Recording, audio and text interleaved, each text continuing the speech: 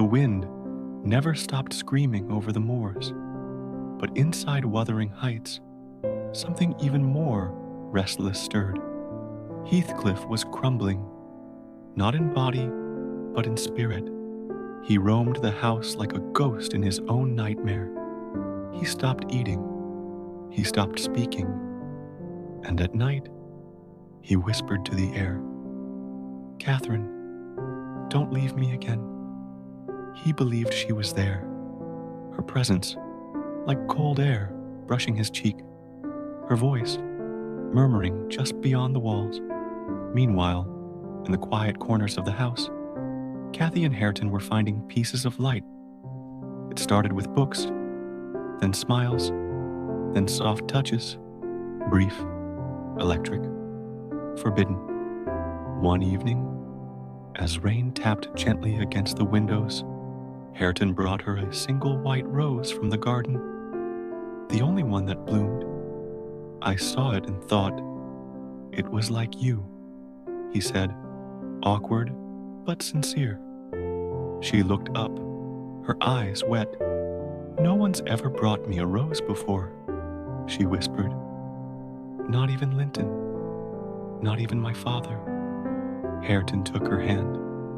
No promises, no poetry, just truth, raw and trembling. "I don't know how to love, but I know what it feels like when I look at you." And Cathy kissed him, gently, slowly, as if claiming her own happiness for the first time. But Heathcliff saw everything. He stood outside the room, unseen, unheard, watching their silhouettes in the firelight. His fists clenched, but his heart, it didn't burn with rage this time. It ached. "So this is what I've become," he murmured. "The man who kills love, even when he craves it most." He turned away, shaking. The next day, something strange happened. Heathcliff called Hareton into the room. No threats, no rage, just a man, pale and tired, staring into the past. "You remind me of him," Heathcliff said. "Of who?" Hareton asked. "Of me, long ago, when I loved and lost." Heathcliff took out a small portrait from a drawer. It was Catherine, wild-eyed and beautiful. "This is who I built this prison for," he said. "And now, I don't want it anymore." Later that night, Cathy found a note on her pillow. It wasn't signed. It read, "Leave this house. Take Hareton. Find the moors again. Let the dead rest. Let the living breathe." But they didn't leave just yet. Cathy and Hareton stayed, because Heathcliff was dying, not from illness, but from the weight of a love that never let go. He stopped eating entirely. He stared at the window for hours. Sometimes, he smiled at nothing. Nellie found him one morning, standing by Catherine's old room. He looked at her and said, "She calls to me. I think I'll answer now." That night, storm swept the moors. Lightning struck the trees. The house creaked and moaned like it remembered every sorrow ever whispered within its walls. And in the morning, Heathcliff was gone. They found him lying by the window, his eyes wide open, a faint smile on his lips. He looked peaceful. Cathy wept, not because she loved him, but because she finally understood him. "He died chasing a ghost," she said, "but he was always haunted by love." Weeks passed. Cathy and Hareton began to rebuild. They opened the windows, let the air in, painted the walls, planted roses outside. For the first time, Wuthering Heights wasn't just a name, it was a home. But love never forgets its roots. And sometimes, when the wind blows just right, you can still hear two voices calling each other across the hills.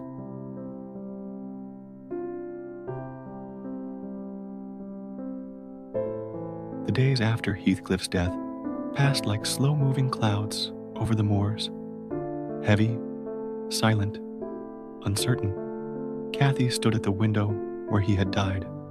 The glass still cold from his final breath, she traced the frost with her fingers and whispered, "He didn't die from age or pain. He died from remembering too much." Downstairs, Hareton was repairing the broken railing on the staircase. The same staircase where Heathcliff once dragged his soul through storms of rage and obsession. But now there was peace. And peace, though foreign in Wuthering Heights, was slowly learning how to stay. The estate no longer felt cursed. The shadows were fading. Rooms once filled with shouting were now filled with quiet, thoughtful footsteps. And in that stillness, something tender bloomed.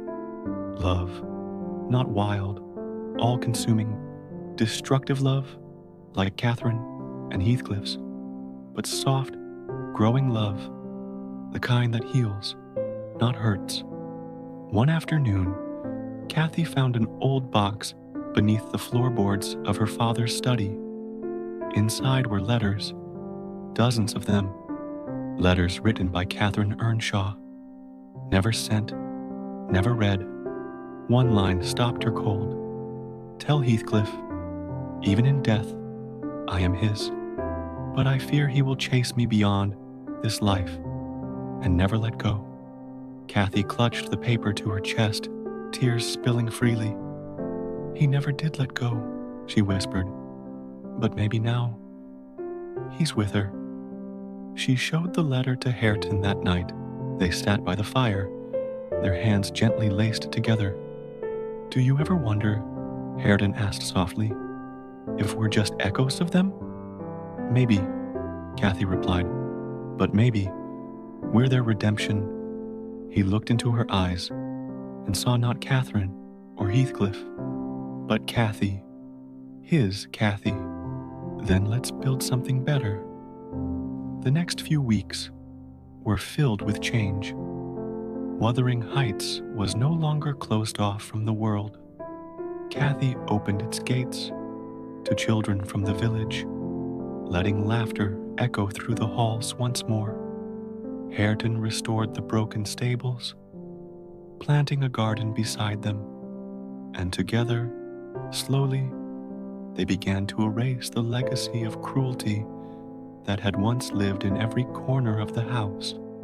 But the past doesn't vanish on certain fog-drenched mornings. Cathy would still wake with dreams of her mother running barefoot through the heather. And at night, Hareton would sometimes hear whispers in the wind, a man and a woman calling to each other, forever chasing, never quite touching, but they were no longer afraid of the ghosts. "Let them be together," Cathy once said, standing at her mother's grave, "and let us live." Then came the day Cathy and Hareton walked down to the ruins of Thrushcross Grange, once a place of elegance and bitterness, now swallowed by vines and silence. They stood side by side. "Should we rebuild it?" Hareton asked. Cathy smiled. "No, let this place rest. We have each other. That's enough." Spring arrived on the moors, for the first time in a long, long time, and with it came birdsong, new flowers, warmth, and in the green hills of Yorkshire, two souls, once born into hatred, stood together, hand in hand, rewriting a story that had once ended in tragedy. The curse of Wuthering Heights wasn't broken by fire. It wasn't broken by revenge. It was broken by forgiveness, by gentle hands, by two people choosing to love differently. As Cathy looked out over the hills, the wind kissed her cheeks, and she swore she heard a familiar voice, a whisper, a name, Heathcliff. But this time, it wasn't a cry of pain. It was a farewell,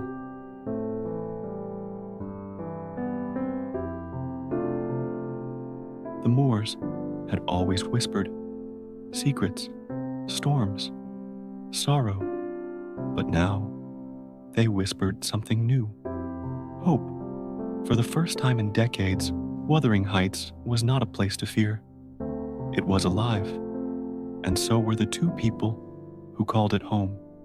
Kathy walked the halls in the soft morning light, her fingers brushing along the old wooden banisters. There were still creaks in the floorboards, still memories in the shadows. But her heart no longer raced with fear. It beat with something far more powerful, healing. Hareton Earnshaw, once wild and angry, now moved with quiet strength. He tended the stables, repaired the roof, and planted flowers beneath the windows where ivy had once choked the walls. He had never been taught love, but now, with Kathy, he was learning it from scratch. They shared laughter over breakfast, read books aloud by candlelight, sat silently under the stars. And somehow, that silence said everything.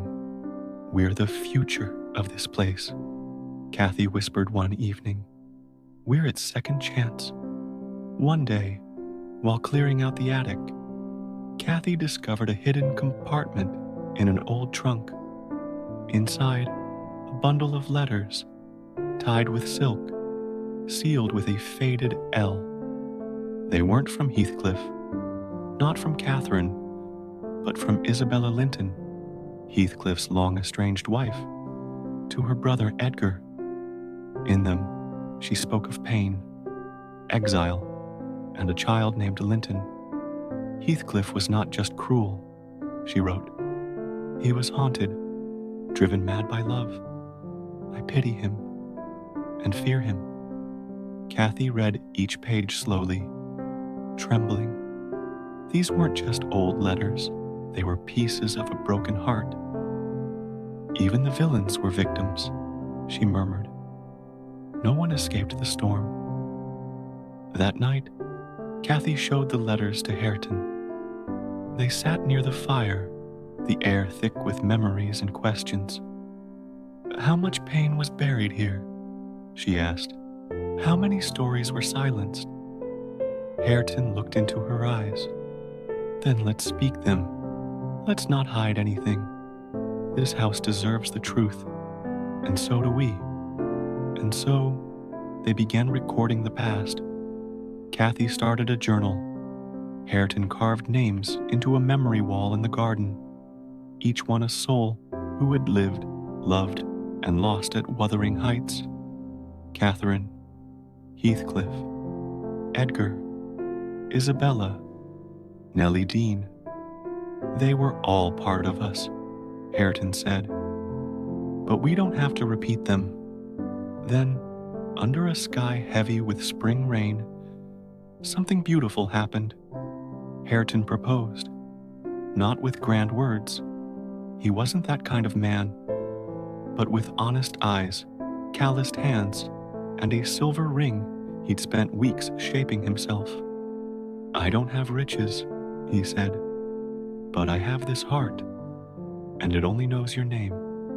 Kathy smiled through tears. I don't want riches. I want peace. I want you. Their wedding was quiet, but full of light.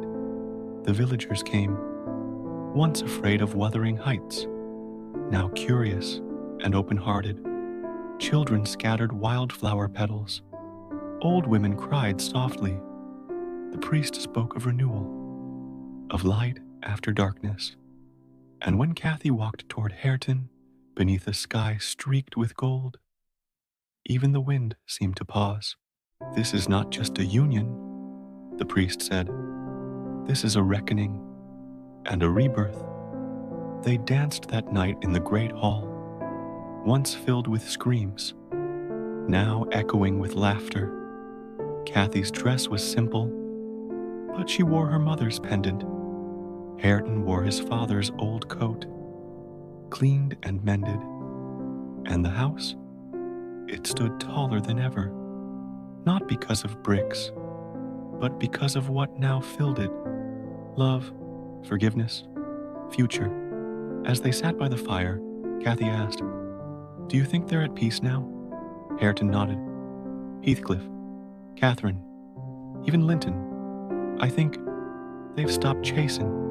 She closed her eyes. "Then let's not chase either. Let's stay." And with that, the curse truly ended. In the final scene, the camera rises over the moors at sunrise. The shadows have lifted.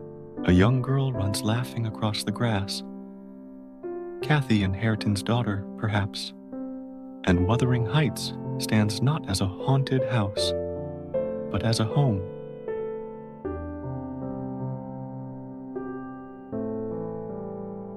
The wind had changed again over the moors. It no longer howled. It whispered. But sometimes, a whisper hides a warning.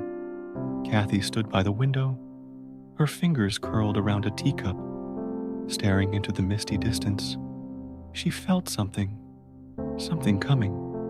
A letter arrived by post. Unfamiliar handwriting, elegant, deliberate.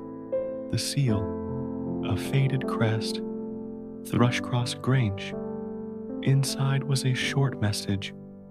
To Miss Catherine Earnshaw, I request a meeting regarding your family's estate. I believe we are connected, more than you know. W.H. Westford, London. Kathy read it twice, then a third time. There was no mention of who he really was, or what he wanted. But one sentence stood out. We are connected, more than you know. That evening, she sat with Hareton, firelight flickering across their faces. Do you think it's true, she asked, that there's still something about my past? I don't know. Maybe, he said, but it doesn't change who you are now. No, she whispered, but it might explain who I was. The stranger arrived the next morning. He stepped down from a black carriage, tall, dark coat, silver-tipped cane, and eyes that scanned the estate with quiet calculation. He was not young, not old, but carried himself like someone who had seen too much and forgotten nothing. Miss Earnshaw, he asked. Yes, I believe I owe you the truth. In the drawing room, over silence and tea, he unfolded the story. Your mother, Catherine, was loved by many, but not all of them were known. My grandfather, it seems, once courted her, secretly, before Heathcliff returned. Their connection was deep and perhaps dangerous. Kathy's eyes widened. You're saying my mother loved someone else? Briefly, before she destroyed herself, loving someone she couldn't let go of. He placed a box on the table. Inside were old letters, drawings, a single pressed rose, and one more thing, a revised will, unsigned, but written in Catherine's hand.